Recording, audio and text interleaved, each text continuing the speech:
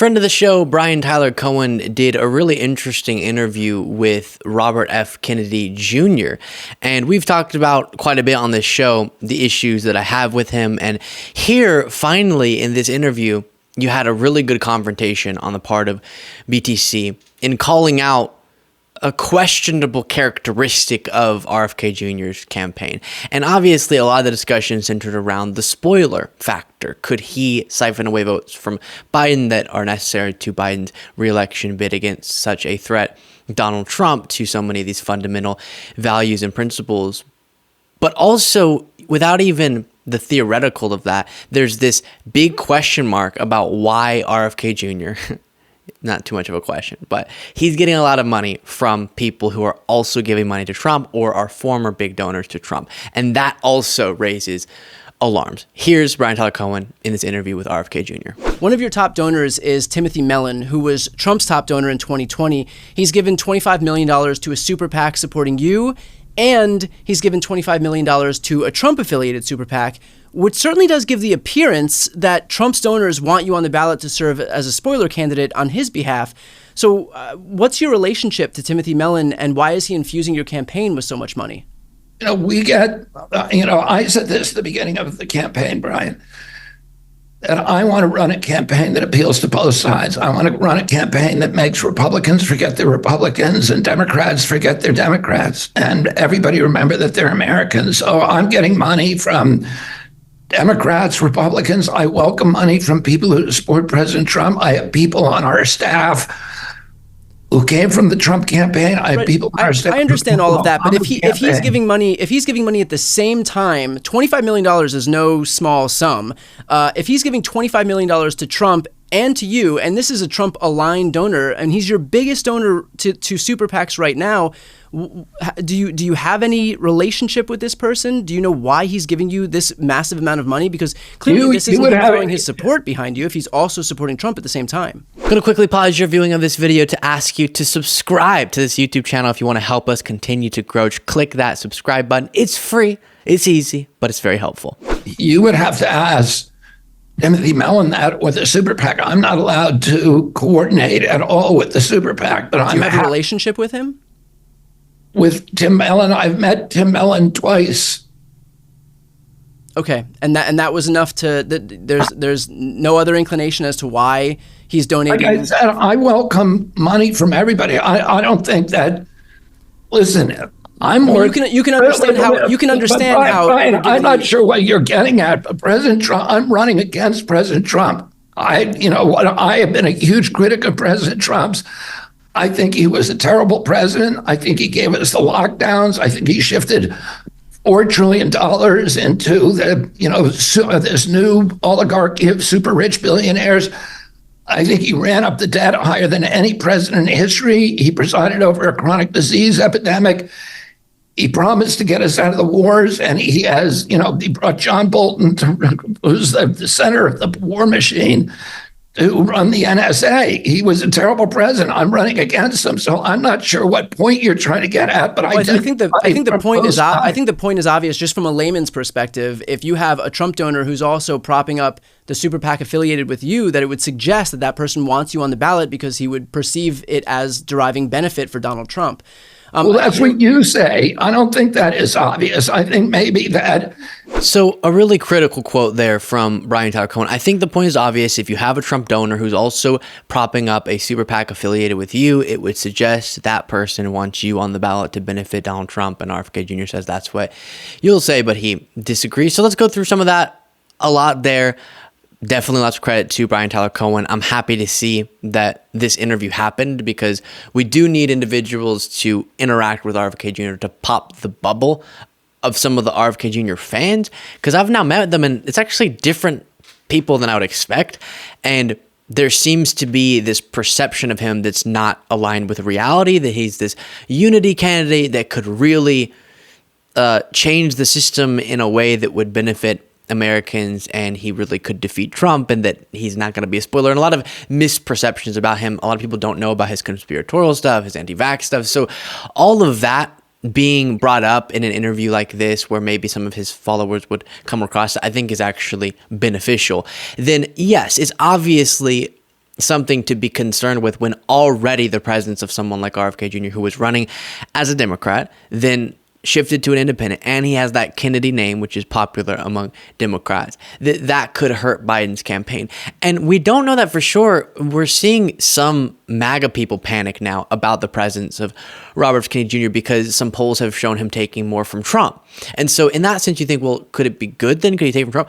But as I've said before, the clearest, least risky approach from RFK Jr., if he was able to put his country above himself and democracy above himself, would be to just drop out and support Biden's campaign, right? Try to get all of his followers to support Biden. That's the most sure way to benefit Biden's campaign, rather than hoping that he ends up hurting Trump more than Biden, when the polls are sort of ambiguous on that question.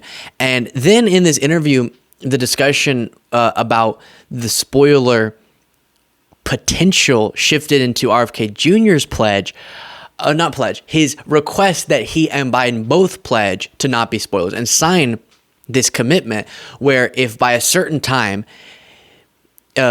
wherever the polls stand, if RFK Jr. is beating Trump in the polls, but Biden is not beating Trump in the polls, then Biden would have to drop out. And then if it was the other way, then RFK Jr. would have to drop out. So sort of an anti-spoiler pledge that he wants Biden to sign. But upon being pressed, he's not willing to commit if Biden doesn't sign that, which Biden's not going to sign that. And that's not going to happen. Biden obviously in a much better place as the nominee of one of the two major parties to actually become president and to defeat Donald Trump. And the idea of putting your eggs in the RFK Jr. basket whenever he's a worse candidate and has a worse chance of beating Trump is just a ridiculous prospect altogether. But RFK Jr. is not willing to say that he would drop out if it became clear that he's not anywhere close in the polls to actually win, which he's not going to get there, I can tell you for sure. And that he could only serve to be a spoiler, and things are way too important in this election.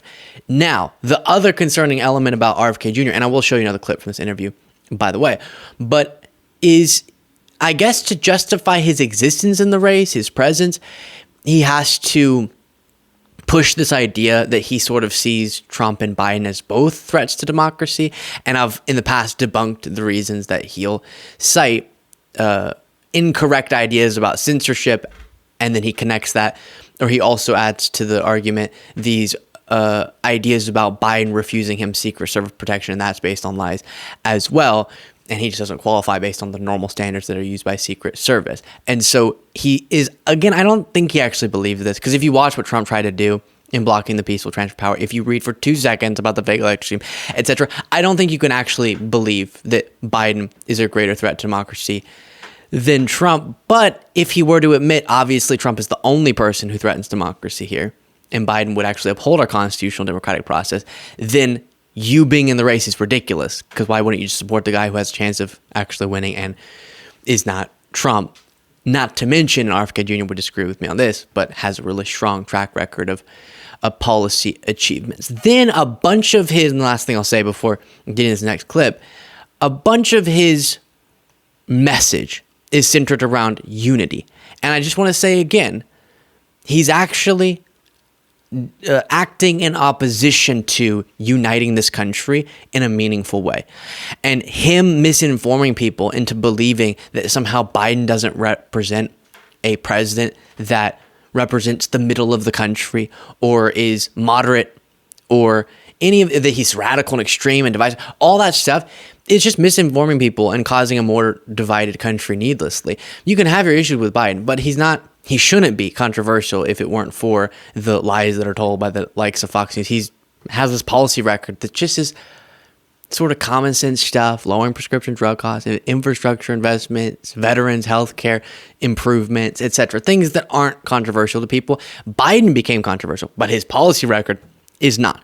And so more people like RFK Jr. being out there pretending like there's this false equivalency between Trump and Biden is actually serving a more divisive future, instead of telling the truth and saying we could the vast majority of Americans could unite around our common dedication to this fundamental principle of a dedication to our democracy. And let's unite around that. That does exclude some people, as all meaningful unity around some basic fundamental principles does, because some people won't share those fundamental principles. And without some shared principle, what's the purpose of uniting around nothing for unity's sake? And he's confusing people into believing that the way we prevail to a better future is by picking some third option when we already have a solid option to protect democracy. With that being said, here is Brian Tyler Cohen asking him about his stance on abortion. When you say that there are a huge amount of abortions that would necessitate some federal intervention, where is the proof of that? Well, I would have to look at the data again, and which I'm happy to do. But the data that we were shown was that there were a large number of abortions that were elective in the end, at the end of pregnancy. So if there are any abortions at that point, it's wrong. It's a viable child at 9 months, and let's say 9 months and 1 day. Should you be able to abort? I mean, do you think you should be able to abort a perfectly healthy child at 9 months? But there's no evidence that women are doing that. That's the whole basis for what I'm asking. When you impose federal interventions against women who the data show are dealing with fetal anomalies, health risks to the mother, then I shouldn't be litigating that. No government bureaucrat should be litigating that. That's a decision between a woman and her doctor, because these issues are highly personal. Right. So it's something we've gone over a lot before. Before responding more, here's this moment that I referenced before where RFK Jr. just seems so disoriented about this topic of abortion. A decision to abort a child should be up to the women during the first 3 months of life. So you would cap it at 15 weeks? Yes. Or 21 weeks? Yeah, for 3 months. So 3 months. You would sign a federal cap on that? Yes, I would. He's in the moment, and there was more to this, but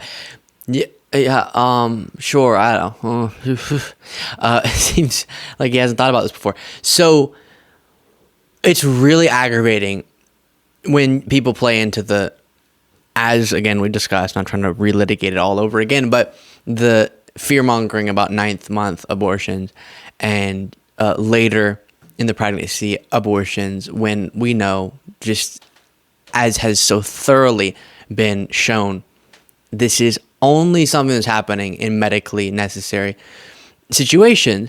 And these situations are often crises such that any delays and a federal intervention where this has to be sort of litigated, I don't know how you would, through the courts or something, and some enforcement process to decide, is this bad enough? Those medical crises are far too urgent for that to be happening. And I think that's a perfectly fine approach until evidence could be brought forward that this scenario that is fear-mongered about ever happens. But the medical professionals have already spoken on this, saying that that's not something that happens. And if this was something that was requested of them, just sort of an elective, they're healthy, the fetus healthy, everything's good, but right before they're due, they're going to get an abortion, that's not something they would do, right? A medical professional wouldn't even abide by that. So it's all sort of fabricated fear-mongering, and it distracts us from the broader conversation about how the restrictions that are being put into place are getting people hurt, and that's distracted from by these fake scenarios that are opposed to us, and that needs to be the message. Another area where RFK Jr. seems disoriented, discombobulated, and incorrect. I couldn't think of another D term to end that. Let me know what you think of RFK Jr. in the comments. Should he, and this is a tough question for my audience, I know, maybe not, should he drop out of the race? Give me a yes or no in the comments.